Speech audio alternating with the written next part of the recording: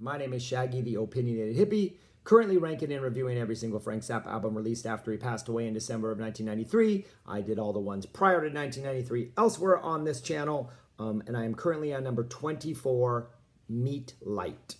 This was released in 2016. It is the fifth in a series. My cat is jumping in and out of the trash.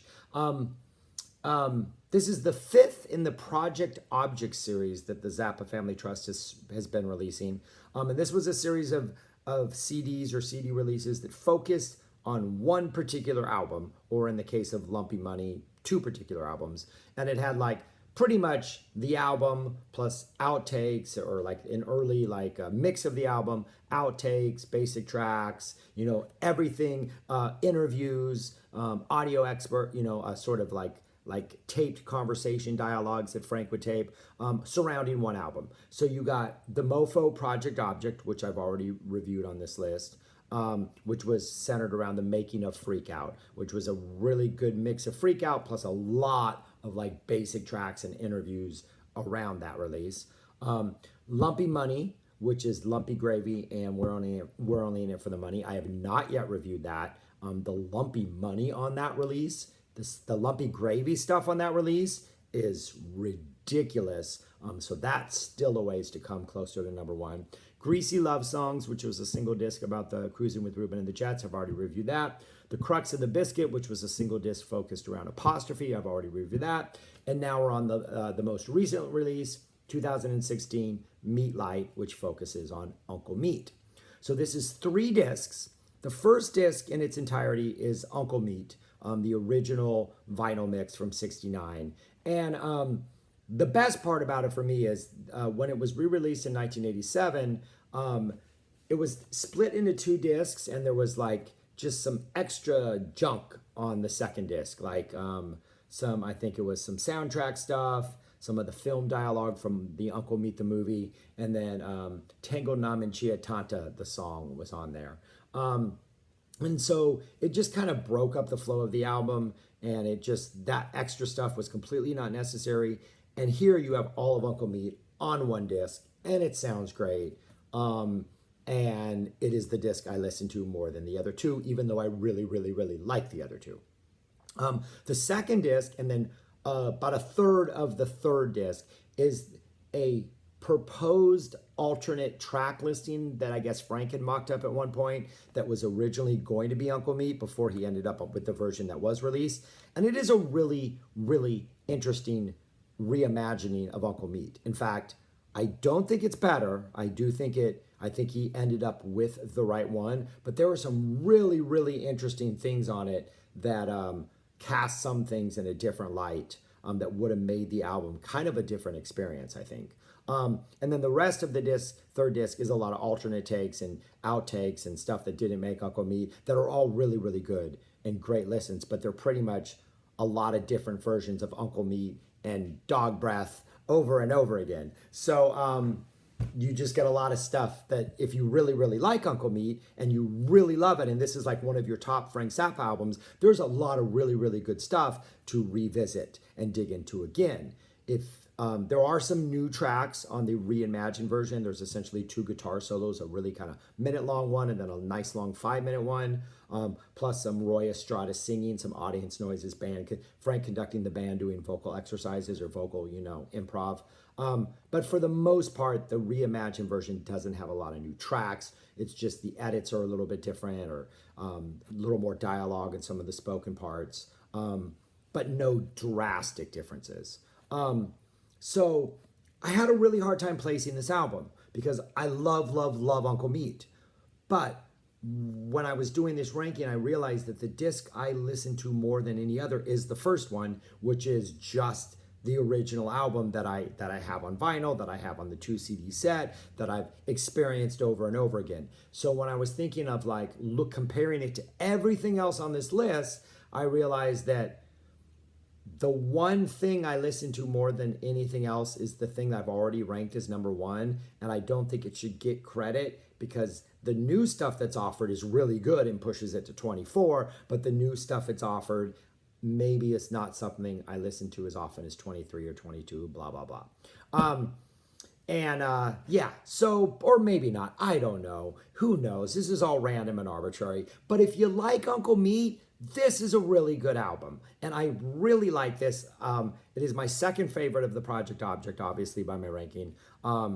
Doesn't quite hold a candle to Lumpy Money. Lumpy Money is ridiculous. But it's a really good listen. So the first disc is All of Uncle Meat. I have a review of that elsewhere on this this channel. It was my number one of the original Zappa releases, if you want to watch it. And the thing I really like about this, I think the two drastic differences between this and the reimagined version is first is side one. Because side one on the original version goes like this. Uncle Meat title theme, Uncle Meat, the main title theme, right? So you get immediately, you're in this like, dun, dun, dun, dun, dun, dun, dun, dun, dun, this weird sort of psycho chamber music type thing, whatever that is. That goes into the voice of cheese. So after you get this psycho chamber music, you get Susie Cream Cheese talking. Then you get 9 types of industrial pollution. So you get this just crazy long guitar solo that's sped up with random percussion in the back. Then you get Zoller's Zackle, which is just weird random musical noise. Then you finally get track 5, you're almost 10 minutes into it, you get Dog Breath, which is a great pop number. It's just, I mean, it's not straight pop, but it's a good, catchy, there's a hook, it's like a real song, and it's like this incredible breath of fresh air after that opening 10 minutes. And then that goes into the Legend of the Golden Arches, Pound for a Brown, and then you get Louie Louie, and then you get the Dog Breath variations to close out. And it's, but all this weirdness, and right in the middle is Dog Breath, which is just like, whoa, fresh air, catchy, a great song. That's the original CD. And then it closes with the King Kongs, the 10-minute King Kong plus like an extra 7 minutes, which is like a live version. That's how the album closes, which is a great closer. Okay, the original sequence, before it was like redone and then released as it was, opens with Dog Breath. So instead of that being the breath of fresh air, instead it sets the tone from the beginning, but then that tone is not picked up for a long time. And so it's almost like you're given an appetizer that bears no relation to the rest of the meal. And it's a little like, oh, why did that go there? Where when it comes in the middle of the meal, it has more of a popping flavor to it. So I think putting Dog Breath first hurts the second version. What helps the second version is after side 1, side 2, you get King Kong on side 2. So you get the entire like 11-minute King Kong without the live. The live Miami part, that 7 minutes of live is not on the reimagined version. But so you get that really cool King Kong on side 2, and having that in the middle instead of at the end, I think helps the second version. But for the most part, that opening side and the way it is set up here with Dog Breath as an opener kind of pulls the carpet out from under the power of the album almost from the beginning, to me. But it is interesting to hear the resequencing. So the resequencing is Dog Breath, then you get the Legend of the Golden Arches, then you get the Voice of Cheese, then you get Whiskey Wah, which is a really short, just heavy wah guitar solo, probably from the Whiskey A Go-Go, I'm guessing, which is why it's called Whiskey Wah. Then you get 9 types of industrial pollution. Then you get the Louie Louie and the Dog Breath variations. Then you get Shoot You percussion item, describes what it is. You get the Whip, which is a really good, a longer 5-minute guitar solo that's really good. That goes into the Uncle Meat variations, and then you get King Kong, the 10-minute King Kong. Then the rest of this, you get Project X minus 0.5, which is a kind of shorter portion of Project X, kind of some of the same themes, but it's not the full version as it is on the original. Then you get A Pound for a Brown on the Bus, Electric Aunt Jemima, Prelude to King Kong, God Bless America, Sleeping in a Jar. Cops and Buns is longer than the one on the original Uncle Meat. Then you get Zoller Zackle, We Can Shoot You, Mr. Green Jeans, Poo Yang, which is the vocal exercises leading. We're now on to disc 3 of the set, but we're still on that original remix. Then, almost at the very end, you get Uncle Meat, the main title theme.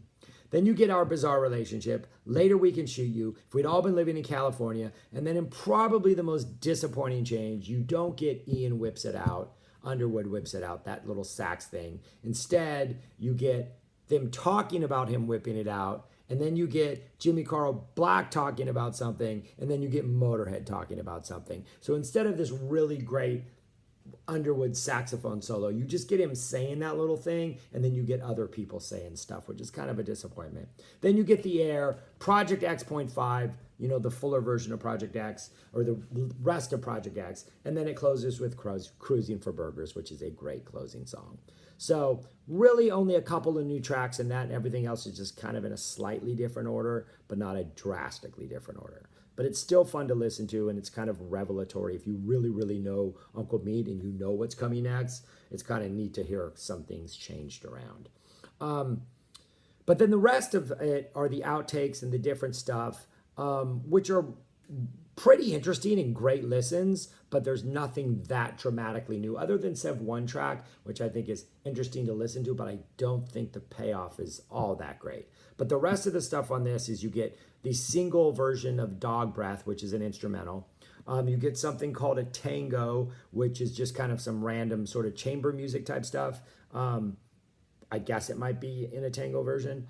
It's really weird. You get the string quartet, which is Pound for a Brown on the Bus. You get an Electric Aunt Jemima outtake. You get Exercise 4 variant, which is a whole bunch of different versions of Uncle Meat and sort of different permutations of the band.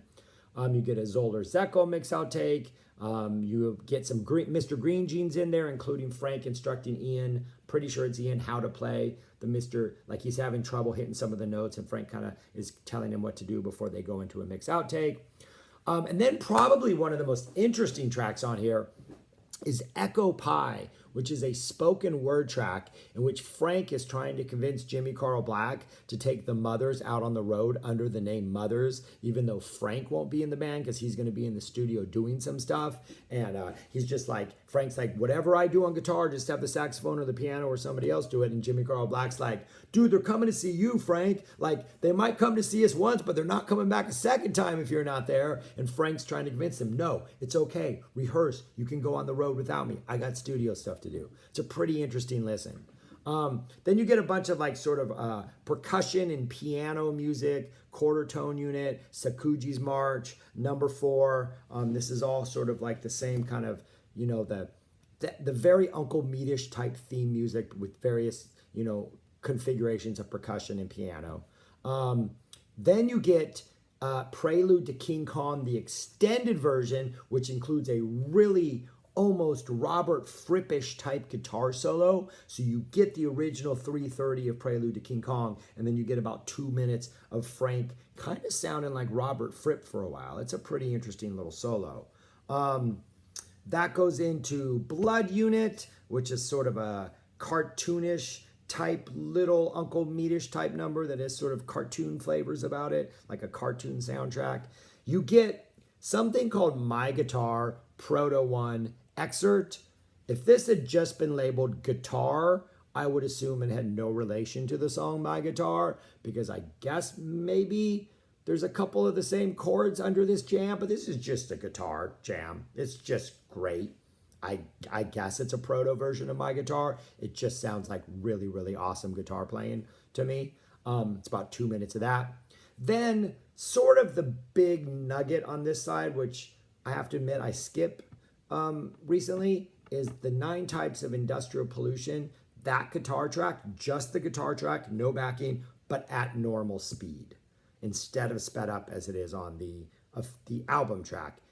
And it's interesting to listen to, but I can't say it's the 9 minutes and 53 is worth the entire journey. I was kind of disappointed. Wasn't disappointed with it. I was glad to hear it, but I do skip it now. And then the disc closes out with a live version of Uncle Meat, in which Frank talks about trying to raise money for the Uncle Meat movie, and then 2 other versions of Dog Breath. You get an instrumental version of the song, and then you get the Dog Breath variations and mix outtake. So there's a lot of Dog Breath, a lot of Uncle Meat. So if you like those songs, this is a fun listen to hear all these songs in so many different interpretations. But other than that, you really, really, really, really, really have to like Uncle Meat, I think, to want to get this album. If you are a casual Uncle Meat listener, I'm safe to say you can skip this, because this is, you're diving headfirst into the deepest part of the Uncle Meat pool. And if you like it, you're going to love this album. Though I love it, but still the original version, the original album is, for me, is better than all that other stuff, and it's kind of what I listen to more. So that album is still number one, but I had to be honest with myself and say, this is number 24, whatever that means in the world. Meat Light, which I don't know what the title is referring to, is number 24. And that's all I got to say on this, because I'm kind of confused about it. But that's it. Thanks for watching. Comments, please. Let me know if you have this, what you think, blah, blah, blah. All that stuff. You know how it works. But thank you guys. Peace. Take care. Talk to you later.